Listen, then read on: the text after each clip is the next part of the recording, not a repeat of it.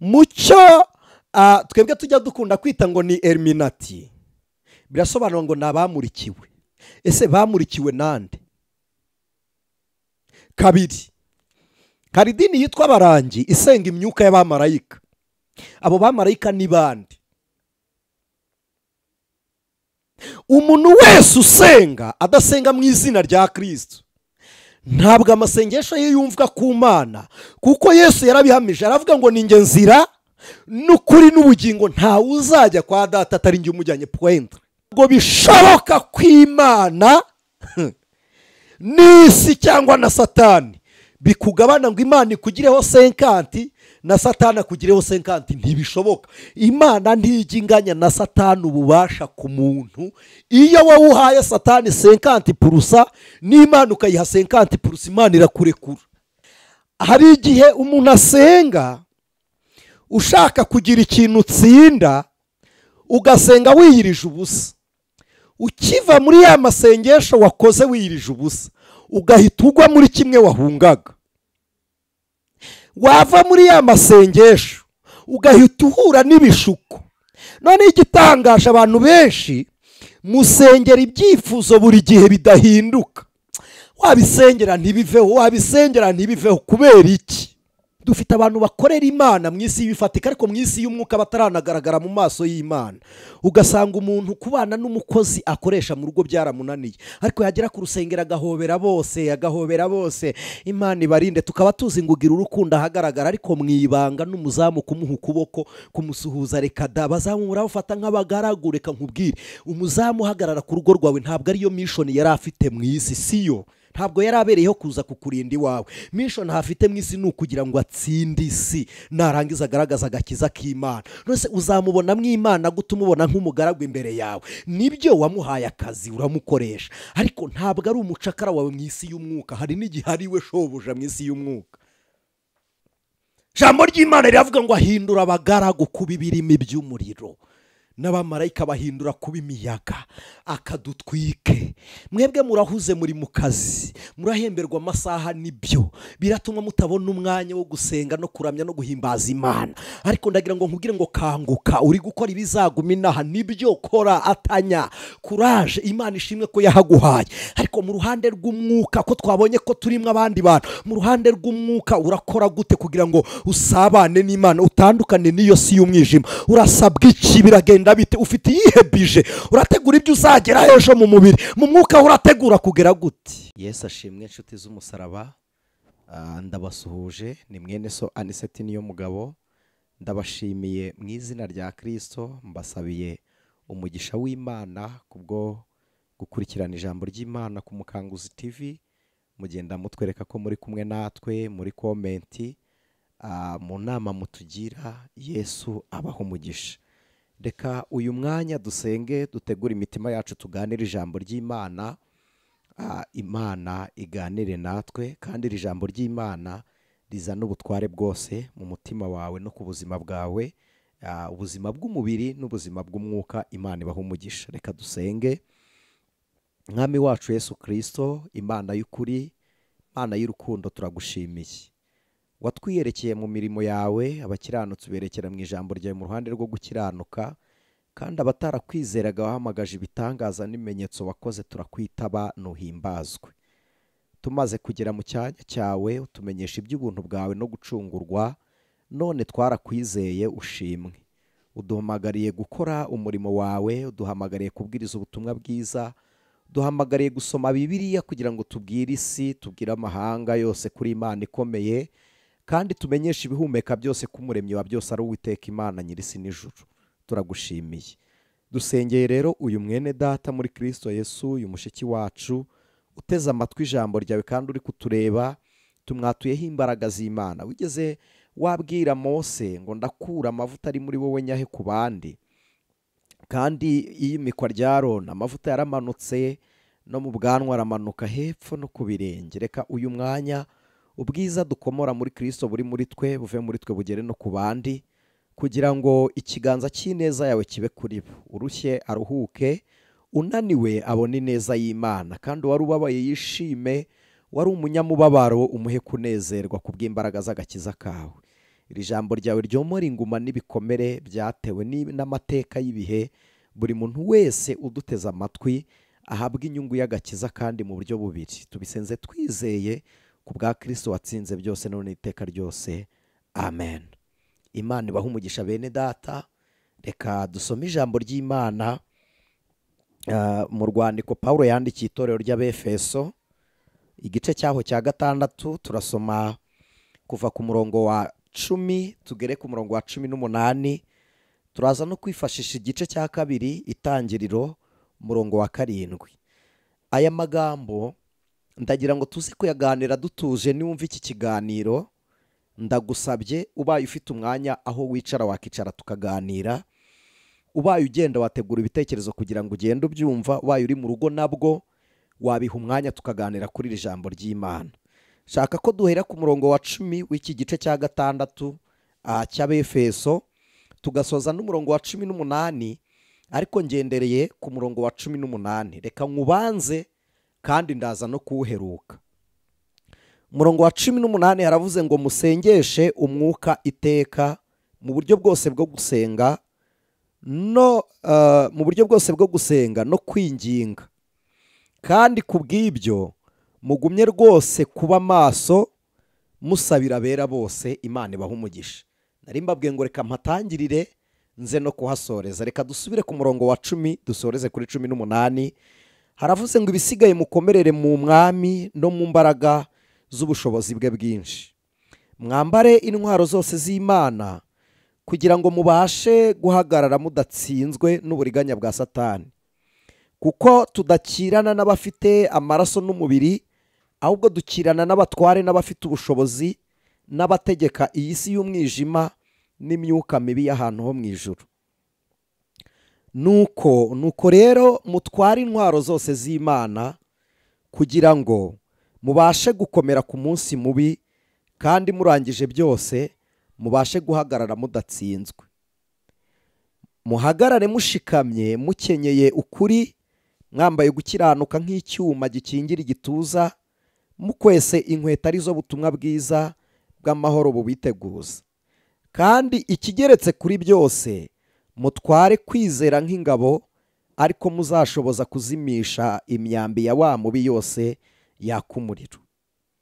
Mwakire agakiza kabe ingofero, mwakire n'inkota y'umwuka ariyo jambo ry'Imana.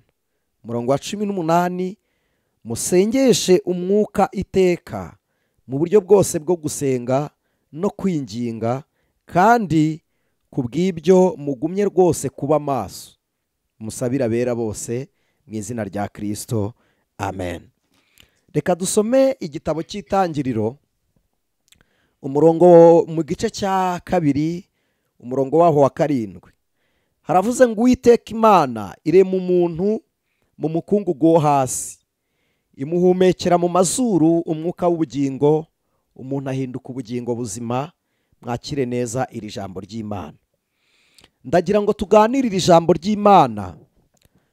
Imana iduhaye, turiho insanganyamatsiko dukwiye kuri uyu murongo wa 18 nk'uko nababwiye. Tuganire ijambo rivuga ngo musengeshe umwuka wera, uburyo bwose bwo gusenga no kwinginga kwanyu, kandi noneho muzirikana abera, noneho mube maso munabasabire. Shaka kuganira nawe uteze amatwi umukanguzi. Bibiliya iravuze ngo musengeshe umwuka wera. Ninde muntu usengesha umwuka wera? Iki gitabo cy'Abefeso Pawulo acyandika, Pawulo yabaye muri Efeso, yahamaze imyaka 3 ababwiriza urugo ku rundi cyangwa doa at doa, asura umuntu ku giti cye. Kandi na Yohana nawe yabaye muri Efeso. Pawulo yandikiye Abefeso na Yohana yarabandikiye. Muribuka abakunda gusoma igitabo cy'ibyahishuwe Yohana, ndabivuze nibuka ko hari abantu badusabye ko tuzabaganiriza ku gitabo cy'ibyahishuwe. Ikiriho gusa namenye nuko umuntu asaba ashaka kumenya ibyaze. Abenshi badusaba ngo tuzabaganirizaho baba bafite uko babizi bashaka ngo tugume tubaganiriza, ariko uko Imana izajya dushoboza tuzajya tubana namwe muri uwo mwanya. Imana ibahe umugisha. Pawulo aganiriza Abefeso ababwiye ubundi butware n'ubushobozi buboneka mu isi. Aravuze ngo ibisigaye mukomerere mu mwami no mu mbaraga z'ubushobozi bwe bwinshi. Birumvikana ko umuntu ukomerera mu mwami nuri mu mwami nyine. Jambo ry'Imana riravuga ngo nimuba muri nge, amagambo yanjye akaba muri mwe, musabe icyo mushaka cyose muzagihabwa.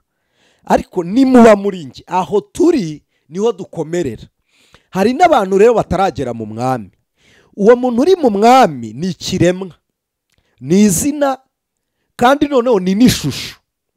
Ariko hari n'umuntu utaragera mu mwami, umuntu w'umubiri kandi uriho no mu bundi buryo.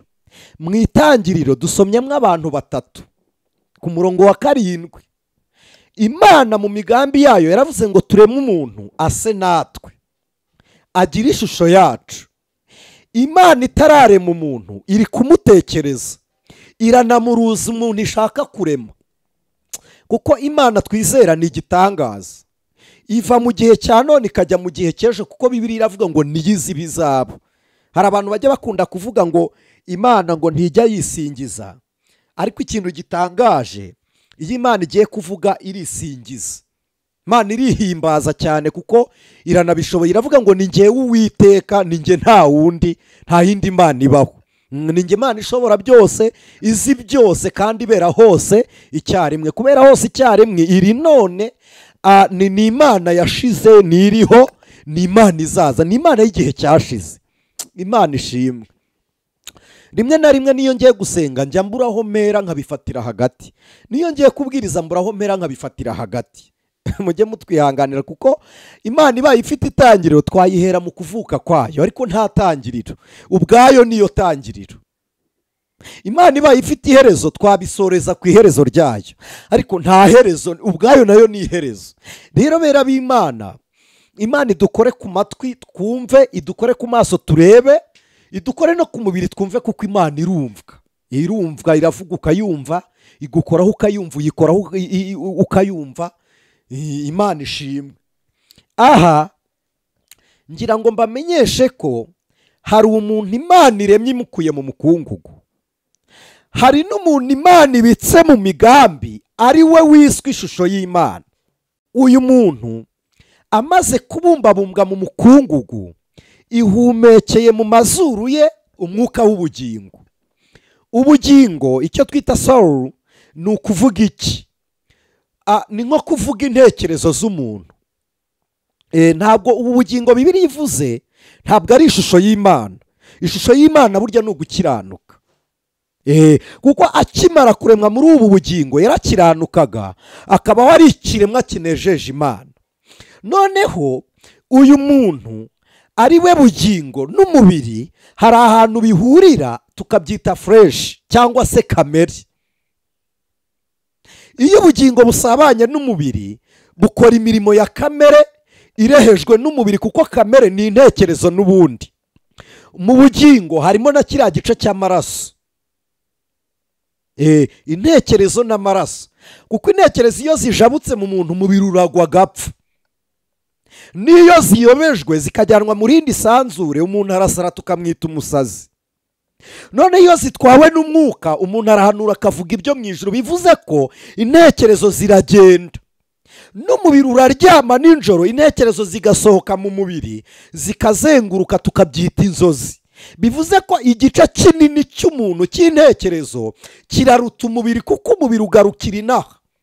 Abize fizike muvuga ko umubiri udasimbuka ngo ugere kure, kuko nta force pesantere. Ni ukuvuga ko hari aho utagera. Ariko noneho umuntu w'imbere ari we ntekerezo asubira n'inyuma hashize, akareba ibyamubayeho, hanyuma akazana ibihe by'ejo hashize akabizana none, hanyuma ibya none akabigenzuza, ejo agatangira gutekereza iby'ejo mu migambi burya aba yagezeyo. Nubwo hari abantu bahagera bigoramye, ariko aba ariyo. Abo ni abantu babiri twumvishe. Umubiri n'uwo muntu ukora mu buryo bw'inzozi. Nitubisobanura biologically, hari abantu batayumva, turi bi confusing, ariko ndashaka ko iyi confusion ivaho, buri muntu akiyumva bwa mbere. Hari umuntu ureba, hari n'umuntu utekereza. Umuntu ureba ibyo abonye bishyira ubwenge, ubwenge bukabubika bikazagaruka n'ejo. Amaso areba ntabwo abika, ahubwo ashyira wa muntu w'imbere akabika iby'umubiri yabonye. Iyo bikomeje gusabana bikurura byinshi, ndaza kubigeraho. Imana ishimwe. Noneho umuntu w'inyuma, umubiri ni ishusho, umubiri ni izina, umubiri ni ikinyabuzima. Noneho n'izo ntekerezo ni ishusho, kuko ishusho y'intekerezo igaragarira mu mubiri, mu mirimo. Noneho ishusho y'umubiri ikagaragara face nyine, iyi physical appearance yawe uko ugaragara. Abantu benshi iyo ubwiye umuntu ngo ndeba, ntabwo areba ku maguru, areba mu maso, kuko imigambi y'umuntu no mu ntekerezo n'imyitwarire y'umuntu, abize psychology uramureba n'ubundi psychology koma, ukareba umuntu, ushobora kumureba ugasoma imitekerereze ye, ugasoma iy'umuntu w'imbere, kandi nabwo ntuyisomesha umuntu w'inyuma. Ni wa muntu w'imbere usura undi w'imbere, ukamuvomamwo ibitekerezo, biragaragara ko ubwo buhanga bubaho. Uwo muntu w'imbere rero nawe ni izina, afite izina. Ikintu cyitwa izina cyose kiba kibaho. Kabiri, ni ikinyabuzima. Impamvu ari ikinyabuzima, kirakora, kigira movement ku buryo ubona imirimo yacyo. Noneho kigira n'ishusho, ishusho yacyo ni imirimo. Ishusho ya kamere ni imirimo ya kamere. None ishusho y'umubiri ni ukugaragara, kugenda umuvinga ugaragara, ni ishusho y'umubiri. Hari ikindi kinyabuzima cyitwa umwuka wera, ari we muntu wa gatatu. Umwuka wera ni izina. Haleluya. Umwuka wera si umuyaga, si umwuka uyu duhumeka, ntabwo ari moshi, ntabwo ari uyu mwuka ugaragara muri evaporation, ntabwo ari uyu tuvuga. Umwuka wera ni izina. Haleluya. Umwuka wera ni ubuzima, ni urugingo rw'Imana. Umwuka wera ni ishusho y'ubumana. Imana ishimwe. Imana data wa twese bisobanuye Imana mu buryo bw'icyubahiro. Imana mwana bisobanuye Imana mu buryo bugaragara ku mubiri. Imana mwuka wera bisobanuye imirimo y'Imana igaragara mu buryo bw'ubutware bw'Imana itaboneka. Rero ubwo buryo butatu cyangwa se ubwo buzima butatu buhurira mu muntu umwe w'umubiri. Uyu muntu w'umubiri iyo ayobowe na kamere za ntekerezo, ziragenda zikamukoresha ibyo zishaka, bikitwa imirimo ya kamere, kandi iyo mirimo ya kamere niyo umwuka wera yanga. Noneho iyo bakorana barasabana, umwuka na kamere n'umubiri, icyo twita fresh. Abongereza bakize neza ko birumvikana ko ari we muntu nyamuntu. Aho muri iyo fresh, muri iyo kamere, ni naho ubumuntu butura, cyangwa ubunyamaswa muntu niho butura. Niho ubugome bukorera inama, ni naho ubukristo bukorera inama, bugafata umwanzuro wo gukizwa, bukareka imirimo mibi. Ni naho urupfu rwa mbere rubera, umuntu agapfa uhagaze, umubiri utarapfa, agasigara agira ibikorwa bibi bihumanya abandi, akagambirira ibikorera abandi nabi. Noneho iyi kamere iyo ari mbi ikoresha umubiri, ururimi. Salomo yaravuze ngo nubwo ari inyama ntoya, ariko warukoresha ugakongeza umusozi wose. No mu Kinyarwanda turavuga ngo akarimi kabi gasemera umusaya, kayoborwa na kamere. Noneho Imana ihumekeye umuntu mu mwuka, ikawumekera mu mazuru, umubiri wagize ubugingo, ariyo iyo kamere. Noneho akoze iby'Imana ishaka, agaragaza ishusho y'Imana mu mirimo, kuko ishusho y'Imana igaragarira mu gukiranuka kw'abakizwa, kw'abakristo. Imana ishimwe. n'icyubahiro cy'Imana nikigaragara turambuye amaboko kugira gutya siko guha Imana icyubahiro, ahubwo imirimo y'abera niyituma Imana ihimbazwa, niyituma Imana ihabwa icyubahiro. Imana ishimwe. Umwuka, umubiri n'ubugingo byose iyo biri hamwe biba mu muntu mu isi, bigakorera mu kirere twita isi, iyi monde turimo, uyu mugabane turimo. Iyo bikoreye muri ino si bigira ubiyobora. Imana ifashe uko iri jambo Imana irimpaye, ariko ubyumva turi ku ntego ivuga ngo gusengesha umwuka wera iteka. Uzasengesha umwuka wera gute ugira kamere? Uzasengesha umwuka wera gute ufite umubiri? Ariho abantu usanga, nigeze najya muri kaminuza imwe, hari abaposte sepie bari bateranye bafite intego ivuga ngo ni gute umuntu yanezeza Imana noneho agakorera n'umubiri byose ntiyagire ikibangamira ikindi, ku buryo umubiri wafata 50% n'Imana igafata 50%. Nuko nyine tuba dusabwa kwigisha, ariko ari ukugenda ubaha conclusion, nari kuhagera nkababwira ngo ntibishoboka, Yesu abaha umugisha nkigendera. Ntabwo bishoboka kw'Imana n'isi cyangwa na Satani bikugabana ngo Imana ikugireho 50 na Satani akugireho 50, ntibishoboka. Imana ntijinganya na Satani ububasha ku muntu. Iyo wowe uhaye Satani 50% n'Imana ukayiha 50%, Imana irakurekura, irakureka. Mu Mana nta netre zone ibamo kuvuga ngo ubutaka butagira nyirabwo, ngo ndi hagati, ngo mu Mana ngo hariya ni kwa Satani, ngo hariya ni mu Mana, ngo nta ruhande na rumwe mbogamiye. Ntibishoboka. Utari mu Mana ari muri Satani. Igitangaje, umuntu utari mu Mana bari muri Satani, yabishaka atabishaka. Uringate wajyayo utajyayo, wabyemera utabyemera, uri muri. Niba utari mu Mana uri muri Satani, kandi nta handi umuntu anyura ngo agere mu Mana, ni muri Kristo Yesu. Nta muntu winjirira mu idini ngo ajye mu Mana, unyura muri Kristo. Nta unyura mu cyacumi ngo abone Imana, nta unyura mu maturo ngo abone Imana, nta unyura mu mihigo ngo abone Imana. Reka mbabwire, byose Imana, byose Imana yabiremeye muri Kristo Yesu. Ibishyiriraho kugira ngo umuntu wakiriye Kristo yakire byose biri mu Mana. Ariko kubera kamere n'umubiri birakururana, iyo bimaze kugirana isezerano, iyo bishyingiranwe, iyo birahiranye kubana karamata, Mana we, iyo bimaze kuba communion byomatanye, iyo bigiranye isezerano n'imigambi, bikora imirimo inaniza ubugingo buhoraho, inaniza umuntu wacu w'imbere, umwuka wera. Biragenda bikajya bibabaza Imana, bikagenda bikajya bicogore, bikora nabi. Biyoborwa nande rero? Niba umubiri ari izina, birumvikana ko hari aho uhamagarirwa kujya. Izina rishyirwaho ngo rimenyekanishe ikintu, rigashyirwaho kugira ngo rinagitoranye, rigihe itandukaniro. Kuko nk'uyu mwanya bahamagaye ANICET, nakitaba, ariko mfite identification, mfite inaringe, mfite njyewe wanjye personnel, mfite njyewe wihariye utandukanye n'abazina.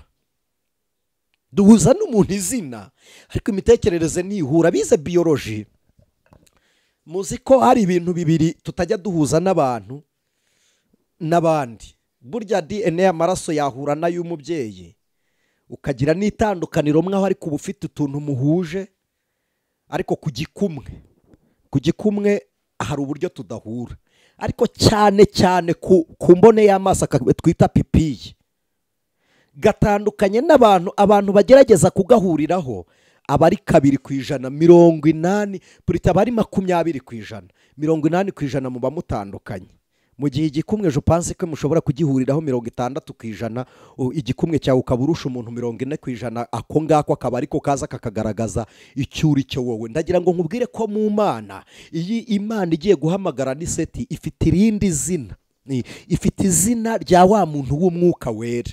Imana ishimwe. Iryo zina rirahari, byahishuwe 2:17, unesha nzamuha izina rishya, nzamuha izina rishya ryanditswe ku ibuye ryera ngo ritazwi n'umuntu wese keretse umuntu urihabwa.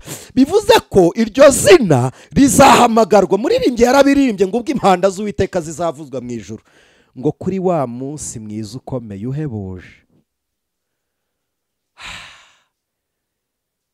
Aravuga ngo kandi ngo Imana izahamagara amazina yabe bose. Aravuga ngo nzi ko nanjye nzaba mpari, sinzaburayo. Aha icyo nshaka kubabwira, ngaruka inyuma muri hangana bajya baca umugani ngo inkoni y'umwana ishira donde donde, kugira ngo inkuru iryohe nuko isubirwamo. Iyo turi mu isi tuba tutari iwacu. Biravuze ngo beneho bagomba kuhayobora kandi mu buryo bwose bashaka. Noneho igitangaje, ntibahayoboye bafitiye umunyabugingo impuhwe. Hayobowe nande?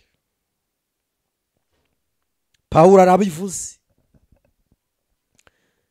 Iri jambo ndisoma bwa mbere ryanteye ubwoba, ndarisakinga kugira ngo nsobanukirwe. Ndeba n'ahandi, ndeba no mu bindi bitabo, nsanga nta gisobanuro cyimbitse bigeze batangaza. Aravuze ngo ntidukirana n'abambaye inyama.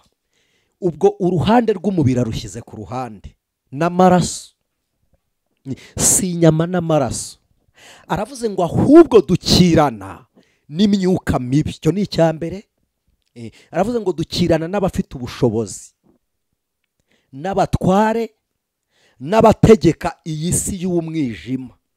Niba avuze abo dukirana nabo akabagabanya muri ibi byiciro, ashyizeho n'undi mubi ngo n'imyuka mibi y'ahantu ho mu ijuru. Avuga ahantu ho mu ijuru mu gice cya 2 cy'uru rwandiko rw'Abefeso. Reka masome iki gice cya 2. Avuga yandikira Abefeso kuva ku murongo wa mbere. Yaravuze ngo namwe yarabazuye mwebwe abari bapfuye muzize ibicumuro n'ibyaha byanyu. 2 haravuze ngo ibyo mwagenderagamo kera mukurikije imigenzo y'iyi si, mugakurikiza umwami utegeka ikirere, ari we myuka ikorera mu batumvira Imana.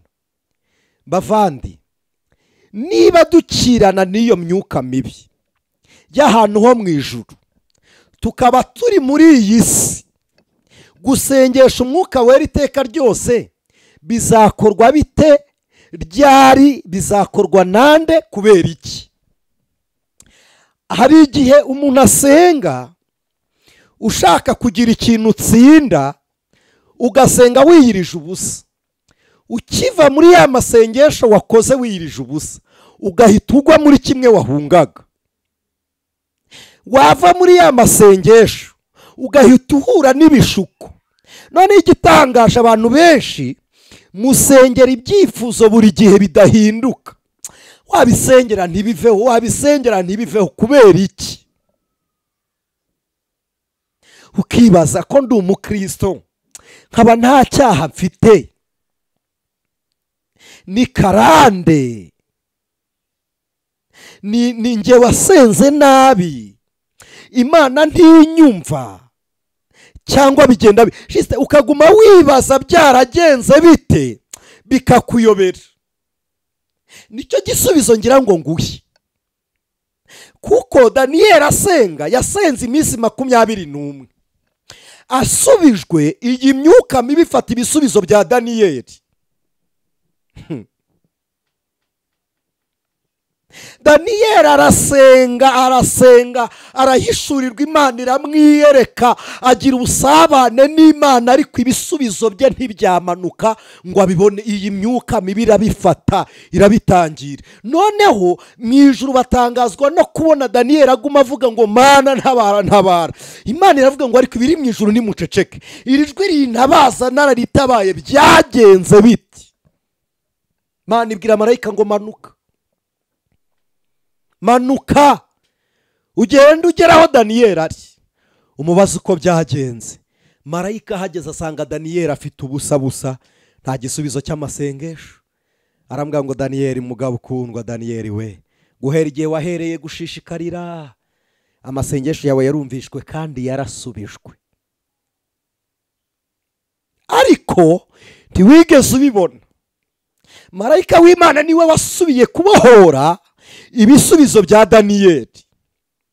Uyu mwanya sinkubwira ngo hari undi marayika uri busubire kubohora cyangwa ngo aturuke mu ijuru, ko marayika w'Imana wagaragaraga mu isezerano rya kera ashushanya Kristo Yesu. Uyu mwanya muri Kristo si kure, kuko abatizera Imana ituye mu ijuru, ariko kubizera iba muri twebwe, kuko Kristo yatwigije hafi. Noneho turi muri we nawe ari muri twebwe. None ibisubizo biraza, ahubwo twarebye mu ruhe ruhande? Nicyo twita ibisubizo niki? Icyo twita gusenga ni gute? Kandi twasenze dusaba iki? Twasengeshejwe nande? Nagiye mbivuga ngo Imana idufashe tujyane.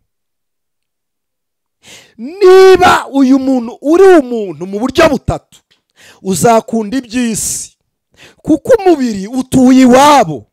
Nujya kwiriza ubusa, umubiri uzakubwira ngo ndapfa, ndeka, irire. Nujya gukizwa, umubiri ntukizwa, uzakubwira ngo inywera inzoga, kuko ntuzajya mu ijuru. Umubiri ntabwo uzajyayo. Ubugingo bw'imbere, uwo muntu w'imbere, ubwo icyo kiremwa cy'umwuka, ubwo buzima nibwo buzasubira ku Mana, aricyo kizatuma Imana yihishura. Haleluya. Ntabwo uri bubwire umubiri ngo kizwa, umubiri nturi bukizwe. Bisaba ko umubiri uwima ibyo ushaka. Ntabwo bishoboka ngo umuntu akizwe ku buryo atazongera kumva ari mu isi y'umubiri. Oya, ese mwagize ngo gukizwa ni uko umubiri umera nk'uwagiye muri barafu ntuzongere kwifuza gusambana? Gukizwa ni igihe umubiri wifuza gusambana ukabiwima. No kureka inzoga ntabwo ari igihe wumva utayishaka, birashoboka. Gukizwa ni ugutsindira ibyaha aho abandi babikorera, kandi aho umubiri ugutumye kubikora. Kuko ijambo ry'Imana rivuga iki? Riravuga ngo iby'umwuka yanga nibyo kamere irarikira, nibyo kamere irarikira nibyo umwuka yanga. Iyo ni intambara umuntu agomba kurwana nayo. Ahubwo ninde ucreatinga, ninde ukereye iyo ntambara? Ninde nyirabayazana? Ninde uyizana? Ni imyuka mibi y'ahantu ho mu ijuru ishaka kuduca ku Mana.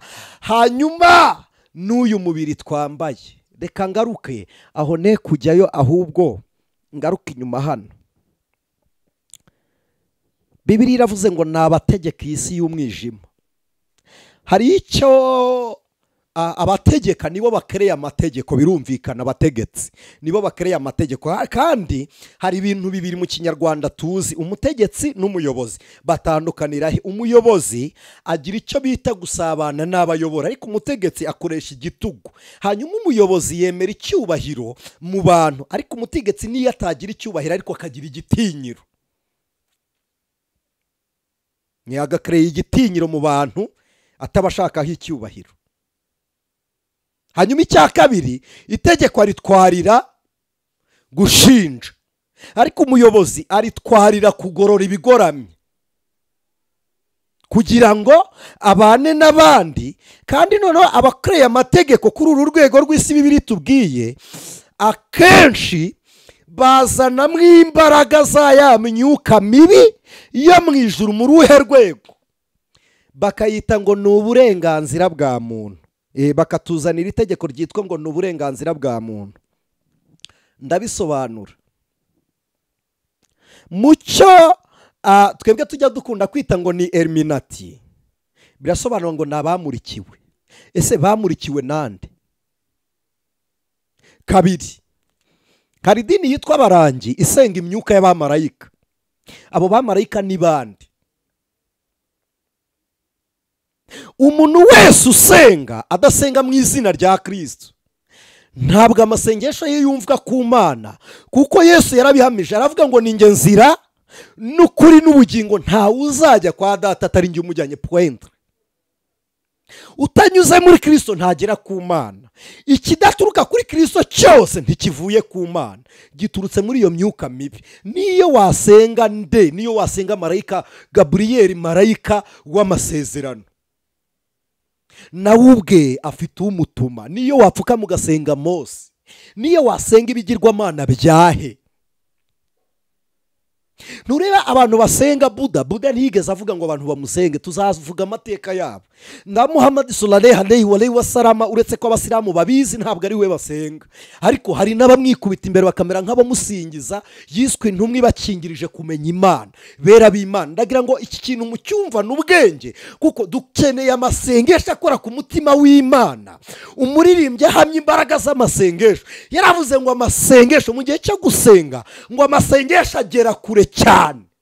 Haleluya. Iyo dusenze tugahomba inyungu z'amasengesho, tugira ingaruka z'imirimo ibera mu isi ku by'imyuka mibi, kandi twebwe nta ruhare twabigizemo kubwo gusenga nabi. Iyi myuka mibi uburyo ikireye amategeko iraza igakorera mu batubaha Imana. Twabibonye mu gitabo cy'Abayefeso. Abo batubaha Imana bakorera hehe? Hari abantu bagira ubutware baraguje, hari abarara kubirwa. Singiye kubabwira uko baraguza nuko babikora, n'abantu hano barara. Hari abarara kubirwa, hari abajyana amagi hehe mu nyanja n'ahandi. Iyi si y'umwijima Imana yibahishiye bene data, ibarokorere kuyivamo. Nshuti z'umusa, iyi si turimo ikorerwamo ibintu Imana igukoze ku maso ikakwereka imyuka igenda muri ino si.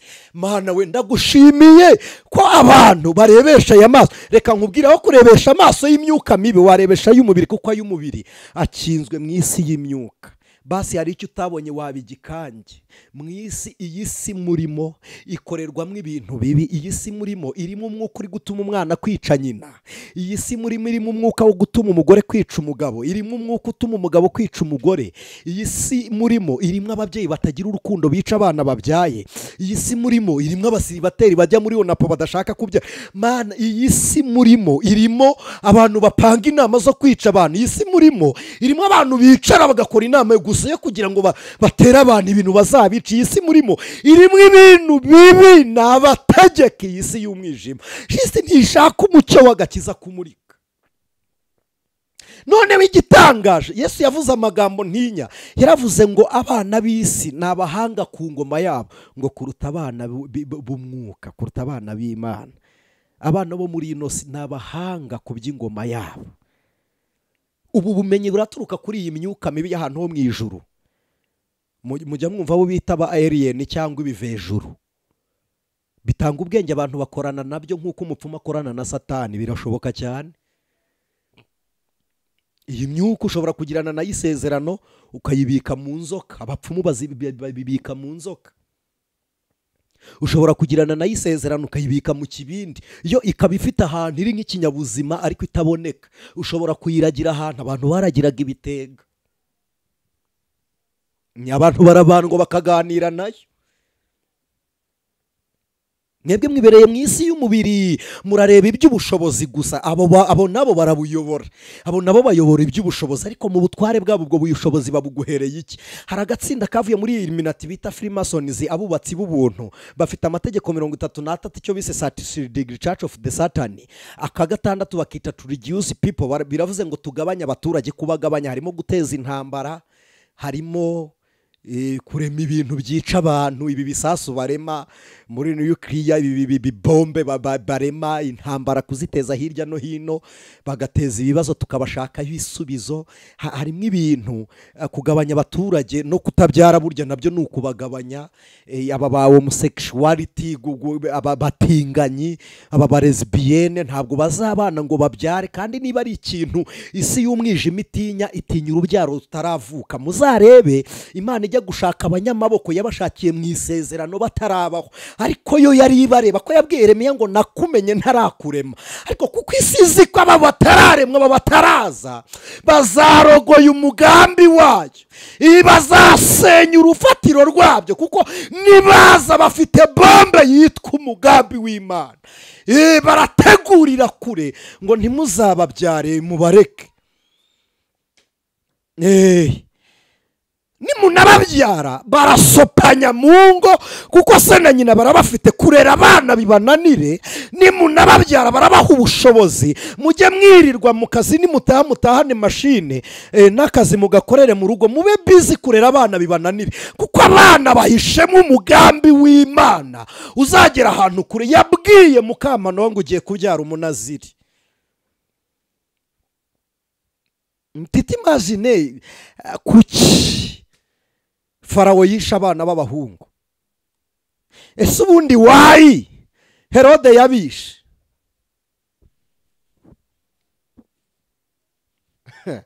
Hari ubwami yabashakagamo, ariko kuko iyi si y'umwijima ifite ubuhenzi ntishaka kwica abavutse kugira ngo idatera agahinda abasigaye mukabaho mutumvikana nayo. Irashaka kwica abataravuka kugira ngo mwebwe muriho muzabibone ko nta kibazo. Irabafatira ku bushobozi, babwire ngo uyu umubyaye ntiwashobora kumurera. Hari umuntu wigeze yatwandikira ku mukanguzi, ndabyibutse, aratubwira ngo kuki ngo abapastori ngo sirituba abanyarwanda ngo ari abakene, uretse ko ntazi icyo yita ubukire, sinzi n'icyo yita ubukene, gusa ubwo ni mu bifatika. Yari yashyizemo ishyaka aravuga ngo aho kugira ngo mubyara abo mudashoboye kurera. Ubundi se wowe ushoboye kurera nde? Ushoboye kurera nde? Ari mu nda wamushyizeho urwara, ni umusatsi wamuteyeho, ni ugutwi wongeye, iryinyo ryari rihengamye urarigarura, ijisho ryari inyuma urishyira imbere, ntiyahumekaga umuhizuru. Waye ahubwo abo bana banyuze mu rugo rwe kandi hari n'ingumba. Ariko waye udakurikirana umugambi w'Imana? Ubundi se wagize ngo Bibiliya iravuga ngo abana n'umwanda uturuka ku Uwiteka, wagize ngo hari umuntu wiha urubyaro? Ngaho ni mu rushyira bababuze. Muri leta ya Amerika hari ahantu bita Philadelphia, hari ibitaro bororeramo intanga spams, hari bashyira umuntu akagenda akiteza intanga, umuntu akabyara akagira gute. Ibyo byose mutekereza bituruka kuki? Abari Amerika mujye munahasura. Ibyo byose mutekereza bituruka kuki? Abo bana baje bidaturutse mu mugambi w'Imana, bitari mu bushake bw'Imana, baba baje kuba igitutsi mu isi. Iyi myuka mibi y'ahantu ho mu ijuru, teoloji y'Abongereza ibisobanura mu gice cya 6 cy'Itangiriro, ntabwo ndi buhasome. Bibiliya iravuga ngo abo bana baraje, ngo abana b'Imana baraje barongora abana b'abantu, ngo babyarana abana, ngo nibyo byabihanda ngo byatukaga Imana. Kuko iyi myuka mibi yambara umubiri ugaragara nka za alien zira untouchable. Uyikoraho uyikoraho iragaragara, iraganira, iravuga, ijya inama, uyigisha inama ikakubwira. Aba bamarayika bambara umubiri, mujya mubona hari umuntu ujya kubona ukabona umuntu wapfuye aragarutse, si wa muntu uzutse, ahubwo iyi myuka mibi yaciye muri communication yayo na wa muntu wapfuye, yambara wa mubiri imugarukamo, kandi ugiye kwirimbi wasanga umubiri waraboze, ariko ifite ubushobozi bwo kugarukana ya mibiri ikayambara muri ya shusho, igakorera mu isi, ikajya igenda. Inaha ngaha iwacu mu Rwanda dufite ahantu, uretse no mu Rwanda ni Mediane ndahazi, nagiye nkunda kuhatembera, hari ahantu habaga umudayimoni. Sinjya kuvuga muri ibyo ko sinshaka kwigisha abadayimoni. Dufite ahantu habera amasida bitewe n'abazimu baba bagenda bakoresha aksida imodokari banyuze ngo mu bakobwa beza n'ibiki n'ibindi. Hari aho twagiye twita amazina, sinshaka kuhatinda. Iyo ni ya myuka igendiza. Izo mbaraga zose iyo zije zishyiraho amategeko yo kugira ngo ubwoko bw'Imana butazagwira. Iyo yose ibereyeho kurwanya Imana. None wowe urajya gusenga ugahera mu bushobozi, kuko iyo myuka itanga ubushobozi, irabutanga. Hari abantu baraguje bafite amazu, by the way, hari abantu baraguje bafite amamodoka, hari abantu baraguje uyu munsi baryama ibyo mwita kubaho neza kandi batabayeho neza. Hari abantu bariho mu buzima buri kondisiyo ukuntu, ukamubona agenda ntarare mu nzu uwo munsi. Hari abantu bakoreraho imigenzo ahantu runaka, ndashaka kubabwira ngo kugira ngo bigende gutya, ibi ndabibabwira ko nawe hari igihe ubyuka ugasanga bakurasaze. Ninde bakurasaze ko inzu warayemo yari ifunze? Hari igihe ubyuka ugasanga waryamye wambaye ugasanga imyenda bayigukuyemo. Hari igihe uryama umeze neza ugasanga uryamye ucurane. hari igihe uryama umeze neza mu nzara nta kibazo, ukabyuka harimo uburimiro wagira ngo waraye uhinga. hari abantu bariho muri kondisiyo y'abadayimoni bera b'Imana. Twebwe twatakaje amasengesho iyo mugiye gusenga urareba ukavuga ngo Mana nzingura ngende nubake, ukagira ngo kubaka niko kuzingura, hari no kuzingwa k'umuntu uri mu rugo. Kuko ubundi kubaka banza uzinguke ugende wubake uri umunyabugingo, ugende uri umuntu ugiye guhura n'umugambi w'Imana mu mugabo wawe, n'umugabo ahure n'umugambi w'Imana muri wowe, none urubyaro ruze ari urunesha isi. Bibiri ivuga iki? Iravuga ngo ikibyarwa n'Imana cyose kinesha isi. Wayi tutari gutsinda isi kandi tuyirimo? Twazanywe n'iki mu isi? Twaje kugira ngo tugaragaze gukiranuka kw'Imana, dutsinde imbaraga z'umwijima zikubitwe. Imana yaduhaye ubutware inshuti z'umusaraba. Amasengesho yacu agarukira mu isi y'ibifatika. Warangiza Mana kuki utampaye ibi wasengeye mu isi y'ibifatika? Hejuru yawe hari izindi mbaraga zidashobora kwemera urenza amaso iriya hirya, kuko ni mu bushobozi. Ni mu bushobozi bw'inaha ngaha. Narabivuze, umuntu umwe arangije arambwira ngo urarengereye. Dufite abantu bakorera Imana mu isi y'ibifatika, ariko mu isi y'umwuka bataranagaragara mu maso y'Imana. Ugasanga umuntu kubana n'umukozi akoresha mu rugo byaramunaniye, ariko yagera ku rusengero agahobera bose. Imana ibarinde. Tukaba tuzi ngo ugira urukundo ahagaragara, ariko mwibanga n'umuzamu kumuha ukuboko kumusuhuza reka da. Bazamu urabafata nk'abagaragu. Reka nkubwire, umuzamu uhagarara ku rugo rwawe ntabwo ariyo mission yari afite mu isi, siyo. Ntabwo yari abereyeho kuza kukurinda iwawe. Mission hafite mu isi ni ukugira ngo atsinde isi, narangiza agaragaza agakiza k'Imana. Nose uzamubona mu Imana gutumubona nk'umugaragu imbere yawe. Nibyo wamuhaye akazi uramukoresha, ariko ntabwo ari umucakara wawe mu isi y'umwuka. Hari n'igihe ariwe shobuja mu isi y'umwuka. Byagenze bite kuri Namani umugaba w'ingabo z'Isiriya? Bibiliya iravuga ngo niwe Imana yanyuzagamo gutsinda, kandi ari umunyakibembe. Muzi impamvu ari Imana yiyerekaniragamo? Nuko ku rugamba igihe Ahabu apfa, niwe wapfuye kurasa umwambi wa Namani, niwe wishe Ahabu. Bituma Imana ivuga ngo ngiranye nawe isezerano, intsinzi yanjye izajya inyura muri wowe, kuko ndagukoresheje wica umwami utaranyumviye nubwo yari uwa Isiraheli. Uzi ko hari abanyamahanga bagira ihirwe kubwo gukoza isoni abantu b'Imana. Hari umukobwa wigeze amubuhamya uburyo umuntu umwe witirirwa izina ry'Uwiteka ngo yagiye kumutereta, arangije arambura, ni maraya yihagararira ku muhanda, arambura arangije aramubwira uti njyewe ubwo ugeze hano turakoze kuza, ariko runa muhamagara mu izina ry'umurimo mu idini, sinshaka kuvuga iryo zina. Aramubwira uti runa, umubiri wanjye urabona umeze nk'umubiri wa Kristo, ku buryo ukurwa mu byizera n'umubiri wa maraya. Ubwo ati njyewe nigiriye ku muhanda kuko Yesu naramutaye. Nawe uramutaye se tuhabane, noneho ntusigare hano gusa, nawe uhagarare ku muhanda abandi bazo babera abakiriya. Arangije aramubwira uti njyewe simfite umwanya wo kugusha abakozi b'Imana, cyakora amafaranga ari kumpa yampe n'ubundi izindi maraya zari kuyarya. Hari igihe umuntu utizera akoze isoni umuntu waguye wakiraniwe, yamara kugukoza isoni Imana ikavuga ngo awa. Imana ikavuga ngo awa nibura. Iyi myuka mibi itanga ubutegetsi, nababwiye ngo binyura mu burenganzira bwa muntu. Bakareye iryo tegeko bakavuga ngo ni uburenganzira bwa muntu. Hamwe usama inda ugahita ugenda ukavuga uti muga njyewe n'umugabo wanjye twayisamye tutayishaka, none nimuyikuremo. Nyamara benshi muri mwe iyo biza kuba iryo tegeko ryaratowe ntimuba muriho. Ngo mbabwiye nabi, samahani. Turi mu isi y'umwijima ku rwego abana b'ubugingo twibagiwe intego yacu, twarayibuze. Ariko uyu ni umukanguzi TV, ndagukanguye mu izina rya Kristo. Wayi usenga uryama usenze ukarota nabi, niki biterwa niki? Kubera iki ufashwa none ejo ukongera ukamanuka? Biterwa niki? Basharije ku murimo w'Imana, basharije kuri Kristo. Umuriro wa Kristo ube wowe ucometsaho. Haleluya, ucometse kuri Kristo. Mu gihe cy'intege nkeya acomekwa ku mbaraga ze, mu gihe cyo kudahamya acomekwa mu bihamya bya Kristo, mu gihe cy'umubiri acomekwa mu bugingo bwa Kristo, mu gihe ucogoye acomekwa mu mwuka w'Imana.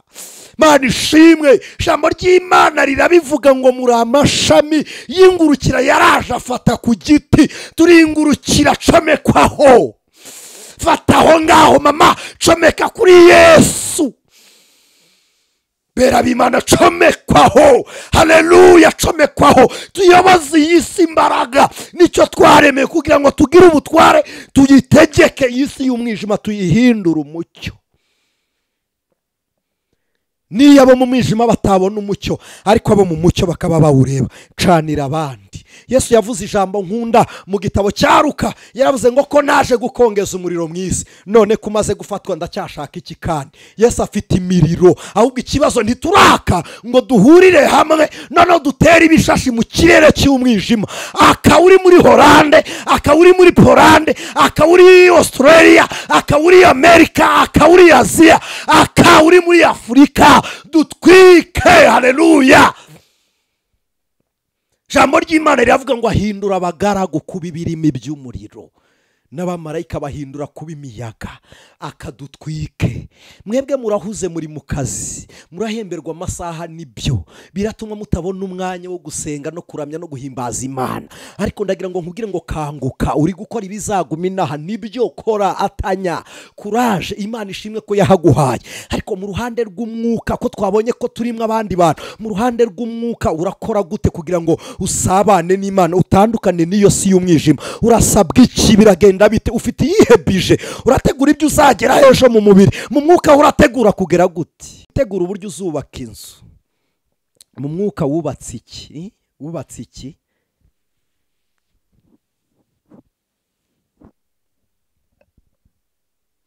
Imana ishimwe, Imana ishimwe, Imana ishimwe. Wowe niba uri gusenga batabikwemerera, jya usenga nka Hana yasengaga atuje akazunguza umunwa gusa. Niba uri ibwami ku buryo batakumva, gira ifuhe nk'irya Nehemiya. Niba uri muri Babuloni ku buryo batakwemerera kuhashyira urusengero, fungura amadirishya areba i Yerusalemu. Yerusalemu uravuga ngo ni irembo, ni umurwa w'Imana ikomeye. Yerusalemu yacu uyu munsi ni muri Kristo, kuko niho tuyibonera. Ongera usinzirize, ukurure Kristo wabambwe, wongere uvuge ngo wanesheje umusaraba. Ndagira ngo mbabwire ikintu gikomeye, Yesu upfuye niwe watsinze Satani. Aho niho Bibiliya ivuga ngo idukirisha ubupfu bw'ubumana buruta ubwenge bw'abahanga. Baravuga Yesu umwe umaze gupfa, kuko mu rupfu rwa Yesu ntibituro by'abera byakingukiye. Niba no mu rupfu rwa Kristo Yesu upfuye utarazuka, afite ubutware bukingura ibituro by'abera, uyu munsi wo dusenga yarazutse, ariho ni muzima. Turasenga Yesu wazutse, turasenga Yesu wicaye iburyo bw'Imana, kandi umwami dukorera niwe uzagaruka gutwara itorero. Afite ubutware bwose, afite imbaraga zose. Niyo mpamvu yavuze ngo mbahaye ubutware bwo gukanda ndagira inzoka na scorpion. Izo nzoka nabo bategeka isi y'umwijima, nizo ndyarya ziri mu isi mu buryo bw'ubuyobera bwa Satani. Scorpion ni urwo rubori rw'amategeko. Kandagira itegeko rya Satani, ugendere hejuru y'ibitariho, ubihindura ibiriho mu buzima bw'Imana. Imana ihabwa icyubahiro. Ndafashishwe, ndanezerewe. Imbere yanjye ndimo ndabona ikamba, ndimo ndarireba, ndimo ndaribona, ndimo ndabona zahabu imbere yanjye ibengerana. Ndimo ndabona zahabu, ni ijambo rya Kristo. Iryo ni ryo duhinduza isi. Ndimo ndabona ukuboko kw'Imana kubohora. Ndimo ndakubona, ndakure. Ntabwo naguhanurira kuri kamera ko si uko mungana mwese siko biri kugaragara, ariko ndimo ndabona ukuboko k'Uwiteka gukore mu buzima bwawe, gukore mu nda hawe, gukore muri wowe wo mu mwuka, kugende kubohore wowe wo mu bugingo, kugende kubohore wowe wo mu mubiri, mu izina rya ukuboko kwera kw'Imana kugende kubohore. Doria bonesa imondra shotopore wa sayinimonda edori mari wakotaye zimini foedra. Imana ishimwe, ikiganza cy'imbaraga z'Imana kikubohore. Wowe wari waratanzwe,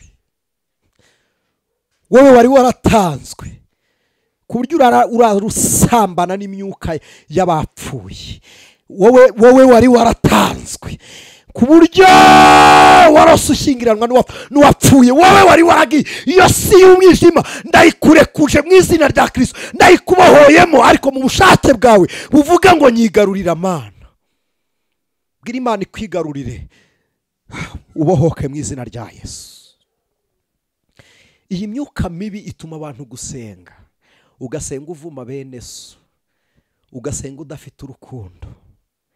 iyi myuka mibi iguha ubutunzi kugira ngo buzagucire urubanza, irabuguha ariko ikakwima ubukire bwo mu mutima, iguha ubutunzi mu bifatika ariko ikakwima ubukire bwo mu mutima kugira ngo usangire n'abandi. Iraguha amafaranga ariko ikubuze gutanga icyacumi. Kubohoka ubu bushobozi bw'iyi myuka mibi, ubushobozi ni ikigaragara ibifatika, ni ugukora mu byo wahawe ugatanga, ugaha abakene, ugaha abatishoboye, ugaha abakozi b'Imana, ugatanga icyacumi, ukubaka urusengero. Utitaye ngo abapasiteri barabikoresha gute, ibyo ni ibibareba, bazahanirwa icyo. Imana ishimwe. Ubayeho mu buzima bukenera abantu ariko bo batagukenera. Wagize gutya ariko we ntacyo wagira kuri we. Bohoka, rekura. Iyo uri gukora mu byo ufite utanga, uba uri kudivorusa na ya myuka mibi yo mu bushobozi, yo mu bifatika. Niyo mpamvu abantu benshi mutunze ariko ntimugire amahoro. Niyo mpamvu uririra mu byo urimo ariko utabikoramo ngo usangire n'abandi. Ngera hafi kugira ngo nsenge,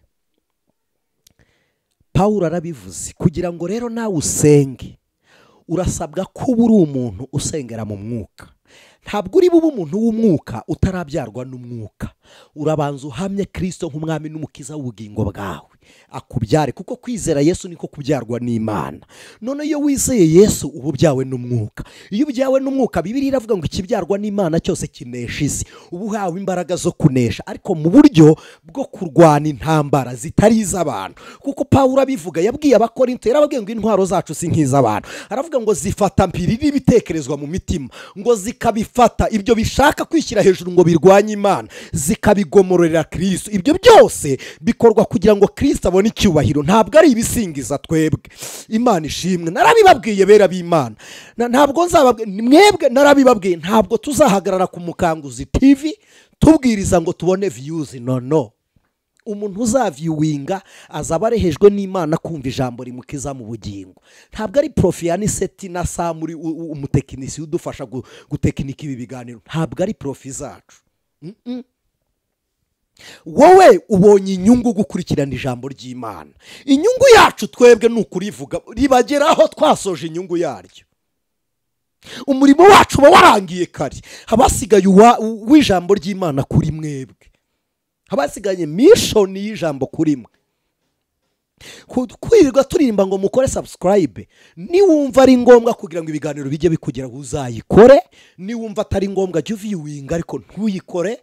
Setu ibyo ni ibyawe. Ariko ndagira ngo mbabwire ko uyu mwanya mukeneye amasengesho aruta kwisengesha. Mukeneye gusengesha umwuka kuruta gusengesha ibyifuzo. Mukeneye gusengesha umwuka kuruta gusengeshwa n'amadini. Nibivuga barandakarire. Mwari muzi ko hari amasengesho dusengera mu idini atatumwe n'Imana kuyasenga. Iyi myuka mibi kajya mu batuyoboye ikabereka ubukene bafite, igahita ibabwira ngo nimukoreye amasengesho y'iminsi 21, niba umunsi bazatura miliyoni 21 n'imiliyoni 21, bagaterera umubare mu mafaranga, bagakreye amasengesho ngo nimusenga, ububyutse bwaza ngo nimushyireho igiseke. Kugeza ubwo uyu munsi tugira amakayi yinjiramo amaturo, ariko tutaza abakristo dufite nibangaye, ku buryo twatakaje imibanire y'ubukristo. Umuntu aragwa, yamara kugwa tukirirwa tumwamamaza, yo yaraguye. Nta gitangaza ko umuntu uhagaze yagwa, igitangaza n'ubyutse, n'uwaguye ubyuka. Bera b'Imana, kwaca inara Yesu, mwene saragwa mukavuza induru mugakoma amashyi mukirirwa muvuga ibiki n'ibiki. Bavandimwe nshuti z'umusaraba, iyi myuka ye kubayobora uburyo mwirwanya mwebwe ubwanyu. Iyo umuntu yaguye ubwami bw'Imana burarira, ariko mwebwe murayaze. Mubonye inkuru ku social media, YouTube channels, nibyo twirirwamo ngo ko runaka yaguye aramaze. Hari nabo mwirirwa muvuga ngo baraguye bataraguye. Ndabivuze nka Gihozo mwirirwa muririmba ntiyaguye. Wababwira akarengane yahuye nako, wababwira akarengane yahuye nako, mwapfukama mukamusengera. Nababibo mu idini bari gukereya biriya bintu. Uyu mugore wirirwa umushinja we ubwe se ntiyarusenye bamusanganye n'umusereviye. mwagiye mutuza. Ariko kuki mudatekereza ngo ko basebeje umuntu w'Imana ntiyagire umuyobozi we n'umwe uhaguruka ngo amuvuganire cyangwa agire icyo abitangazaho? Kuki mudatekereza ko ari umugambi wa Satani uri inyuma y'ibyo bintu? Satani yageze ku ntsinzi ye, ariko se ubundi anaguye amashyi tuyakome. None se ubyuka ninde? Habyuka uwaguye. None se ubyutsa ninde? N'uhagaze. None se niba uhagaze ukaba uri kugenda hejuru y'abaguye ariko mwagiye mucisha make, bose wewe ntiwaguye ahiherereye se uko Imana itagushyize ku karubanda ntiyongeye ikakuramiza ukuboko none ubonye urwaho ku muntu bavuze gusa utanazi inkuru. Kuri social media tugira ibintu bera b'Imana, tugira ibintu bibaho mutajya mumenya ni ibiki, kuko iyi myuka irakora mu buryo bwose bwo kubashuka, mu buryo bwose bwo kugenda baboshya. Ndagira ngo mbabwire bera b'Imana, mukanguke. Nubona uwaguye urire, nubona uhagaze umwegere, muhamye. Guhamya kwa Kristo mu matitre abantu batandukanye n'abandi. Kuba uri apotre gusuhuza umukristo biragoranye, kuba uri pasteur kwegera umukristo biragoranye. Kugira ngo akubone ni rendez-vous ishyura amafaranga, hari ahantu kugira ngo babonane n'abantu barishyura. Iyi myukira ifasha abantu ku rwego yishe communication yabera. Ariko nshuti z'umusaraba, mureke dusengesha umwuka wera.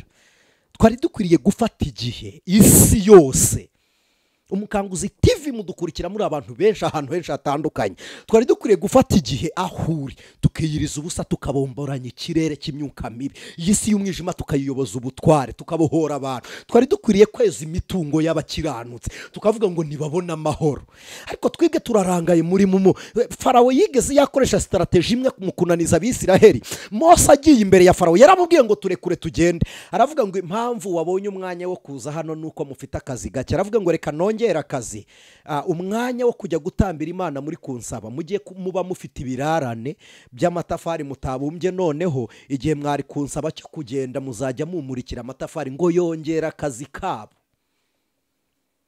bakagera igihe cyo kuvuga ngo tujye gutambira Imana barayemwe amatafari batujuje, bagakora bashaka kuyageraho ntibayarangize. None uyu munsi urabyuka mu gitondo unaniwe, ukajya mu kazi unaniwe, ukagaruka unaniwe, ukagenda unaniwe, ukagaruka unaniwe, warangiza ngo Mana ngo sinkibona umwanya. Nibyo pe, uri mu kazi ntiwabona umwanya ungana n'uwo batagafite. Ariko se wigomwa ryari?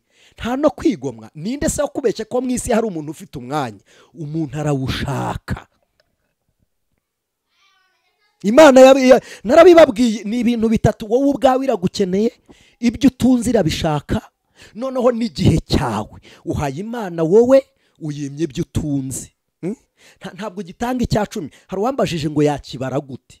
Baruhereye ku kintu n'ibyo cyunguka, nuko cyunguka ubitange.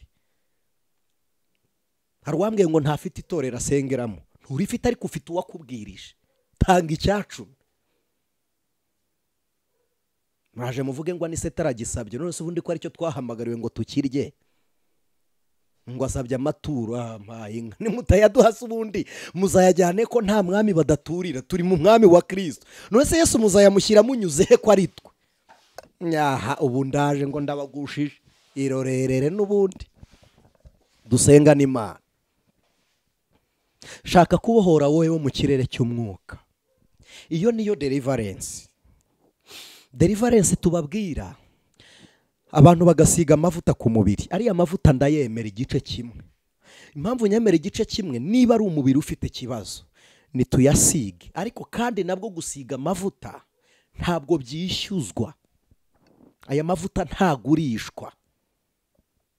Ibi bagusiga kubw'ikiguzi runaka yamaze kurata intego yayo. Ni umuntu w'Imana utumwa n'Imana gusiga abantu b'Imana.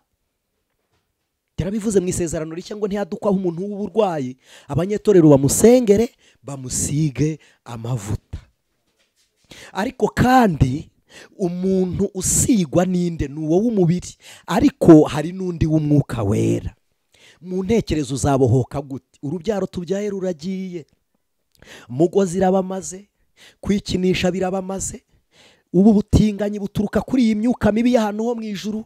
Nahabasobanuriye naho Satani yayoboraga kuramya no guhimbaza akimara kuhava. Iyi myuka mibi yarahiganzuye ikorera mu kirere iratambagira. Ni naryo juru Imana yahuriyemo nayo kuko mbere mu isezerano rya kera Imana itarakingurira ibituro by'abera ahitwaga muri Shewori, abera bakingiranirwaga mu bituro by'abera, hanyuma urufunguzo rufitwe na Satani. Iyi myuka yabashaga gukora iteraniro rigashinja Imana rigashinja na Satani. Satani rimwe na rimwe bakamushinja akiyoberanya bakabona n'umukiranutsi, bagashinja Imana. Imana muzasoma ijambo rivuga ngo ibikorera kugira ngo igaragaze ko ari ikiranuka, nuko bashinja Imana. None gukiranuka kw'Imana bigaragarira muri twebwe. Iyo dukoze ibyo gukiranuka, Imana iravuga ngo wamukoze icyo nashakaga. None mwisi gukiranuka kw'Imana kurabura muri twebwe, ariko tukagira ibyifuzo dushaka ku Mana. Ayo masengesho y'ibyifuzo dushaka ku Mana tudafite gukiranuka, tuyatumwa na ya myuka mibi ikadushuka ngo nidusabe ibyo dushaka ku Mana, ariko tutakoze iby'Imana dushakaho. Reka tuba Imana ishaka tuyikureho ibyo dushakamo mu izina rya Kristo. Kuko aya masengesho, gusengesha umwuka iteka, bikorwa na wa muntu wa gatatu w'umwuka muri twebwe, kandi bikorwa nawe iyo ari muzima. Imana ishimwe. Bikorwa nawe iyo yadivorushije n'umubiri, bikorwa nawe iyo yasize isi. Haleluya. Sigisi you are supernatural, uri kiremwa kidasanzwe, uri ishusho y'Imana. Umwuka wera ni ishusho, umwuka wera ni Imana, umwuka wera ni ubuzima, umwuka wera ni izina, umwuka wera Imana nibikominkaniramo natwe. Niyo mpamvu dukumbura mu ijuru tutararigeramo. Umwuka wera w'Imana arituyemo, aba no muri twebwe, arakurura ubwiza bwo mu ijuru akaduha kurikumbura kugira ngo atubwire ko aho turi atari iwacu. Imana ishimwe, Imana ishimwe, Imana ishimwe. Wasurwaga n'imyuka mibi, uyu mwanya reka dusurire Imana mu buryo bwo kuyiramya no kuganira nayo no gusabana nayo. Wasurwaga n'imyuka mibi, uyu mwanya terura ubugingo bwawe bukure mu mirimo ya kamere. Kamere nikubwira ngo sambana yibwira ngo simbishaka, uko niko gutsinda. Nikubwira ngo mwizoga yibwira ngo simbishaka, uko niko kunesha. Nikubwira ngo tukana yibwira ngo simbishaka, uko niko gutsinda. Kuko kugenda wanga imirimo ya kamere uhinduka kuri iyo mirimo, ni kugenda umwuka wera kwigarurira. Kandi ikindi cya kabiri kizagufasha kuba imbata y'umwuka wera ariko guhamagarwa n'Imana, nuko uzahamya muri abo ugenda mukababwira ngo ubundi umukristo. Imirimo yanjye niyi, ugatoranya imirimo ukavuga ngo na Yesu abaye ari hano yakora nk'ibi ngibi. Musengesha umwuka wera iteka ryose. Hari ugusenga umuntu aririmbye, kuririmba ni ugusenga kabiri. Hari ugusenga umuntu yiyirije ubusa. Yesu yaravuze ngo mudayimoni ntakurwaho n'ikindi keretse kwiyiriza ubusa no gusenga. Kabiri. Gatatu, hari ugusengesha imirimo. Hari ugusengesha imirimo, ugafata ku byo ufite ukabiha umuntu. Burya rwa rusengero wubatse wasengesheje imirimo, ariko biba kurinde, biba ku muntu wabyawe n'Imana, biba ku mukiranutsi w'Imana. Imirimo y'abakiranirwa badafite ishusho y'Imana muri bo ibahesha umugisha kubifatika, ariko mu ruhande rw'ubugingo ntibabona guhembuka. Ariko iyo wakoze ukabohoka ugatanga, uri umuntu w'Imana, ugira amahoro no mu byo utunze bikagera n'imbere mu mutima, ugira umugisha ufatika. Kandi umuntu w'Imana yubaha ahereye ku badafite ishusho y'icyubahiro. Abo basuzuguritse nibo wubaha. Abanyacyubahiro, kubaha icyubahiro ni mu nshingano za buri muntu wese. Kuba warubashye umuntu ufite icyubahiro bisobanuye ko atari wowe icyubahiro cye cyagutegetse kumwubaha. Ariko iyo wubashye umuntu usuzuguritse uba ugaragaje ishusho ya Kristo mu cyubahiro. Gutandukana k'ubusabane bwacu, iyo kamere isabanye n'umubiri birashyingiranwa bigakora ibyo kamere ishaka. Satani arabisura akaba yagukoresha inama mbi. Aho ngaho niho abantu basabanira n'imyuka y'abapfumu, niho bagirira isezerano n'imyuka y'abapfumu, niho ubutware bwa Satani bukoranira nabo muri ubwo busabane. Kuko wa muntu wo mu ntekerezo abaho no mu gihe kindi. Kuko uwo muntu wo mu ntekerezo iyo umubiri upfuye cyangwa nawe yapfuye atejejwe, ajya mu isi y'umwijima kabingaruzwa miheto ya Satani. Icyo twita kuzacirwaho iteka gikorerwa kuri uwo muntu. Noneho no kugaruka gukora mu isi y'umwijima mu buryo bubi, yaza ari dayimoni, yakambara umubiri, imyuka mibi yamwambara akaza. Iyo umwuka w'Imana abonye urwaho mu mubiri ukamwemerera, noneho iyo ageze muri za ntekerezo zitarasabana na wa mwuka wa Satani, aragenda akahagarura ugakora ibyo umwuka w'Imana ashaka. Uko niko bita kuba icyaremwe gishya. Noneho ni nako kubyarwa n'Imana completely, kuko iyo intekerezo zawe ziyoborwa n'umwuka uba uri umwana w'Imana, kuko umwuka w'Imana abanyuze muri we bakaguha ubuzima bw'ubumana. Ububaye umwana w'Imana, kuko ukurimo ni umwuka w'Imana, kandi umwuka twabonye ko ari ikinyabuzima, ni izina, ni n'ubuzima, ni ishusho. Arakuyobora ugakora ibyo Imana ishaka, aguha ubutware, warangiza akagushoboza. Imana ishimwe. Reka dusenga n'Imana. Haleluya. Reka dusenga n'Imana. Umuririmbyi yavuze ngo iki? Yavuze ngo gusenga bikingura ijuru, gusenga bifasha umuntu, kandi gusenga bimara umubabaro. Kuki usenga umubabaro ntushire? Kuki usenga ukagumurira? Wakibaza, umupfumu arusha Imana imbabazi? Oya, nuko wasengeye mu mubiri. Iyi myuka mibi irakuyobora, n'uburyo bwose bwo gusenga ntiwabukoze. Watanze umwanya, umubiri ntiwawutanga. Utanze umubiri ntiwatanga ku byo ufite. Reka da, isi irabashuka, ya myuka mibi ikabona uburyo ifata amasengesho. Ariko uyu mwanya ntabwo bigishoboka ko iri buyafate, kuko wadivorushije nayo. Ni umwuka w'Imana. Ni umwuka w'Imana uri gusengera muri twe, kuko ijambo ry'Imana riravuga ngo umwuka wera tunihira iminiho. Kuniha k'umwuka ntabwo bifatwa na ya myuka y'abadayimoni. Birazamuka birenga, ariko arakunihira urinde uri muri we. Musengesha uburyo bwose bwo gusenga, ariko musengere mu mwuka wera. Nibyo Yesu yabwiye umusamariyakazi, yaramubwiye ngo igihe kirageze kandi kirasohoye ubwo abasenga by'ukuri bakwiriye gusengera Data mu mwuka no mu kuri, ngo kuko Data ashaka ko bene ari bo bamusenga, bene uwo mubyeyi, bene uwo mukobwa, bene uwo musore, bene uwo mugabo, niwe Imana ishaka ko ayisenga. Imana ishimwe. Gusenga kwawe hindukira, dukubite mu majyaruguru, amajyepfo n'iburengerazuba n'iburasirazuba, aho hose Imana irahaduhaye. Imana ishimwe. Niba Imana yarabonye umuhanda ku nyanja itukura, wowe ubwawe yakuburira inzira gute? Ntabwo bishoboka. Ahubwo sengesha umwuka wera uburyo bwose bwo gusenga. Imana yatwumvishe bera b'Imana, Imana yatwumvishe, Imana yatwumvishe. Ahubwo uyu mwanya urasabwa gusenga. Nyuma y'iri jambo ry'Imana, nawe pfukama wenyine usenge, we personnel, kuko Yesu yasengaga amasengesho mu buryo butatu. Amasengesho mu ruhame, agafata itsinda rya Petero, Yohana na Yakobo, akajya gusengana nabo. Nyuma y'itsinda agasiga itsinda Yohana, Petero na Yakobo, agasenga wenyine. Urasabwa kugera kuri urwo rwego usengera mu bantu, ukarekera ka gatsinda, ukakarekera, ukajya gusenga wenyine wowe na Kristo. Imana ibaha umugisha. Imana ishimwe. Ubutunzi hirya no hino Satani arabunyanyagije, ariko butarimwe amahoro. Kandi Bibiliya iravuga ngo umugisha Imana itanga ntiyongeramo umubabaro. Kuki uhababariye? Uri gusabana n'abantu bapfuye mu nzozi, tudivorushije umwuka wawe n'uwa Satani. Iyi myuka mibi kubureho urwaho. Ubu butware bafite ni igihe bahagarara muri Tanzania akagukubita igipfundo, igihembe kikakurasa, cyangwa agahagarara mu Rwanda akaroga umuntu uri muri Tanzania, agahagarara Nigeria akaroga umuntu uri muri Mozambique. Birashoboka, ariko ubwo butware tukingiye mu isi y'umwuka wera, mu ruhande rw'umwuka. Imana Data ihabi aho muri urwo ruhande rw'umwuka. Impamvu dusabwa kuhasengera, niho Imana ibika amasezerano, niho ubugingo bw'abera buhishe, niho ubwiza bw'Imana buhishe. Aho mu isi y'umwuka niho hari ibihishwa abantu, niho hari ubwenge buhishwe abanyabwenge bise. Niho Imana ibika ubuzima ku munsi w'urupfu, niho igihe uri muri koma Imana ibika ubuzima bwawe. Imana iragenda ikagukingirana, wavayo ukavanayo ibihamya. Imana iguha ibihamya mu isi y'umubiri, ibihamya agakiza k'Imana. Imana ibaha umugisha. Sengana nanjye. Mana Data wa twese, jambo ryawe rirambwira ngo isi yari iriho ubusabusa, ngo ariko umwuka wawe warazaga ukagenda hejuru y'amazi. Nta cyari kiriho gifatika, nta cyari kiriho gifite ishusho, ngo hari n'umwijima. Ariko hageze bwa mbere waravuze ngo ndemye umucyo.